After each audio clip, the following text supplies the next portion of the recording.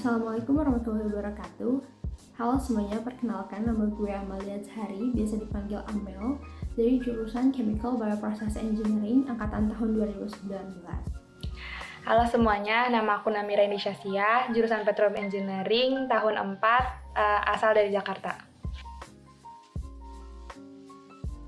Pertama karena gue suka biologi, kayak udah dari SMP, SMA gitu, gue tertarik sama hal-hal yang berbau biologi. Terus gue tuh suka gimana caranya sebuah factory itu tuh mengolah suatu bahan gitu, dari yang kayak masih raw material sampai akhirnya dia menjadi sebuah bahan jadi yang siap untuk dipakai gitu. Karena dulu waktu SMA, aku tertarik banget sama hal-hal yang berbau batu-batuan gitu.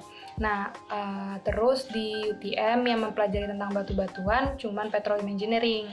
Nah, terus juga UTM itu khususnya jurusan Petroleum Engineering udah termasuk ke dalam top 50 university in the world.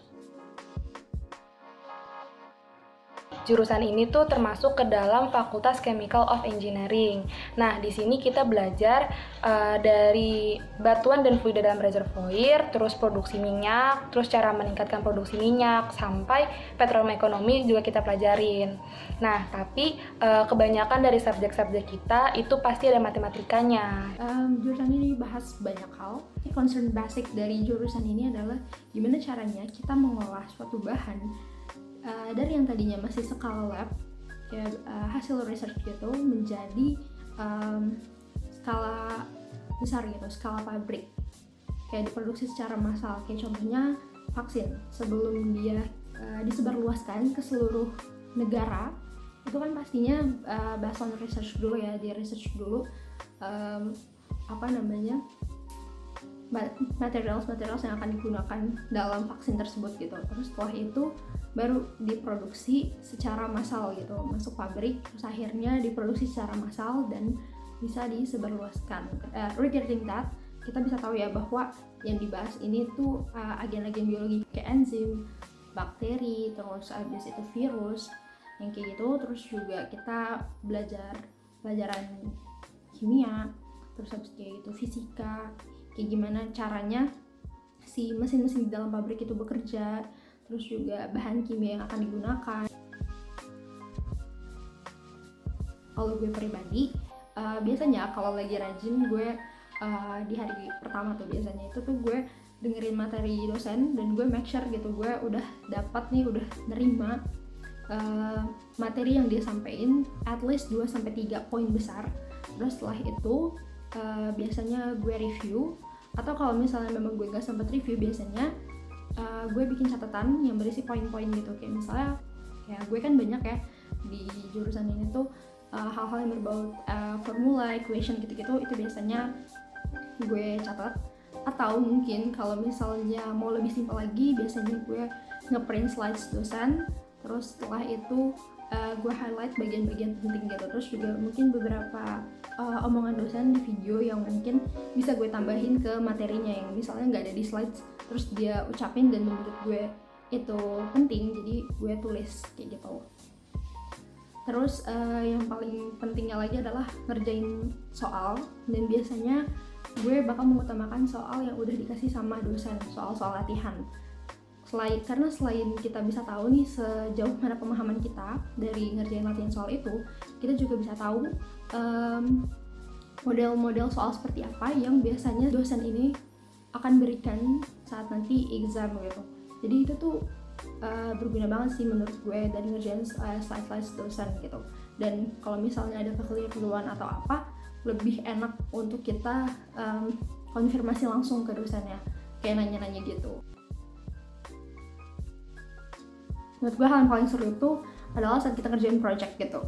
Walaupun sebenarnya project ini tuh agak menyulitkan karena memang susah gitu, tapi menurut gue seru karena ini membuat kita meningkatkan curiosity kita terhadap mata kuliah itu. Terus juga kita lebih explore lagi gitu loh, lebih jauh soal si mata kuliah tersebut. Nah, project ini biasanya ada di akhir semester sebelum kita final exam gitu. Terus juga lab, gue suka, menurut gue lab itu seru karena walaupun di masa pandemi ini kita cuma nonton video ya, cuman gue suka gitu loh melihat percobaan-percobaan. Selain gue suka melakukannya, gue juga suka ngeliatinnya. Jadi menurut gue itu seru. Hal yang paling seru dari jurusan ini menurut aku pertama-tama tuh dosen-dosennya tuh seru dan baik-baik banget. Tapi ada juga dosen yang strict banget, parah. Terus juga project sih menurut aku seru karena dikerjakan secara tim gitu. Terus pelajaran yang sampai sekarang yang aku suka banget itu engineering drawing. Walaupun project terakhirnya tuh rumit. Hal yang paling menantang menurut gue tadi yang udah dibahas, mengerjakan project, karena kita harus buat kayak seoriginal mungkin. Kadang ada beberapa dosen yang se-perfectionist itu yang pengen kita buat seoriginal mungkin dan sebagus mungkin gitu. Jadi mungkin kita kesulitan nyari reference, kita kesulitan nentuin berat masa suatu bahan yang kita lagi kerjakan di dalam project itu. Bahkan kadang suka ada revisi, itu menantang. Terus abis gitu yang berikutnya adalah ngerjain soal-soal ujian apalagi pas lagi final exam. Menurut gue itu sangat menantang karena menurut gue susah, cuman bukan susah yang berarti mungkin saat kalian baca soalnya sekali dua kali itu kelihatan biasa aja kayak yang biasa dosen ajarin, tapi saat kita mulai ngerjain kita mulai tahu bahwa soal itu tuh sangat susah karena kita diharapkan, atau lebih tepatnya kita dituntut sih untuk mengeksplor lebih jauh gitu loh di masa perkuliahan kemarin.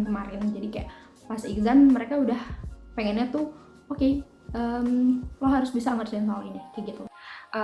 Hal yang paling menantang dari jurusan ini menurut aku ada dua. Pertama tuh teliti dalam calculation. Kenapa? Karena di petroleum engineering tuh most of the subject itu ada calculation-nya. Jadi kalau misalnya di first step-nya calculation udah salah, ya selanjut step-nya itu ya akan salah juga, yang berarti jawaban terakhirnya pun salah gitu. Terus yang kedua, question, quiz, test, dan final exam. Jadi kalau misalnya soal yang dikeluarkan di tes itu jangan harap di final exam akan dikeluarin lagi, enggak. Karena soal di final exam itu akan jauh lebih susah dari soal-soal tes dan kuis. Untuk prospek kerjanya, kita bisa jadi reservoir engineer, drilling engineer, production engineer, petroleum geologis, dan masih banyak lagi. Kalau prospek kerja setelah lulus, ini tuh banyak banget. Kayak yang tadi udah gue sebutin di awal, makanya gue tertarik sama bidang ini adalah kita bisa kerja di industri, kita juga bisa kerja di lab. Nah, kalau industri itu apa aja sih? Kita bisa kerja di industri pangan, di industri biomaterial, di industri energi, terus juga industri obat-obatan kayak farmasi. Kita bisa juga jadi dosen, itu pasti bisa banget.